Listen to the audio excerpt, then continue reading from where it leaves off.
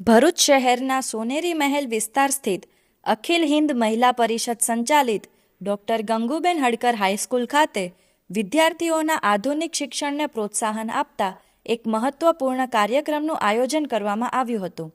આ પ્રસંગે દાતા દિનેશ મોદી દ્વારા શાળાના વિદ્યાર્થીઓના અભ્યાસને વધુ સરળ, રસપ્રદ અને ટેકનોલોજી આધારિત બનાવવા માટે ડિજિટલ બોર્ડ અર્પણ કરવામાં આવ્યું હતું.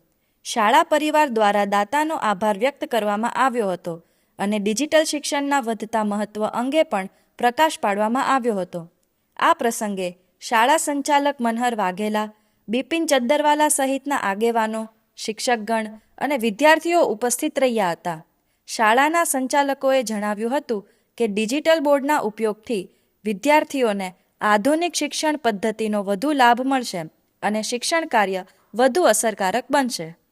અખિલ હિન્દ મહિલા પરિષદ ભરૂચ શાખા સંચાલિત ડોક્ટર ગંગુબેન હડકર હાઈસ્કૂલ ગુજરાતી માધ્યમ અને અંગ્રેજી માધ્યમના સંયુક્ત ઉપક્રમે આજ રોજ અમારી શાળામાં ડિજિટલ બોર્ડના દાતાઓ દ્વારા 2 ડિજિટલ બોર્ડ આપવામાં આવ્યા છે. એમાં ખાસ કરીને વડોદરાથી પધારેલા દિનેશભાઈ બાબુભાઈ મોદી દ્વારા ડિજિટલ બોર્ડ પેટે અમને માતબર રકમ આપવામાં આવી છે. સાથે સાથે બીજા દાતા તરીકે રમેશભાઈ ગાંધી સાહેબ દ્વારા પણ ડિજિટલ બોર્ડ પેટે અમને 40,000 રૂપિયા જેવા દાન મળ્યા છે.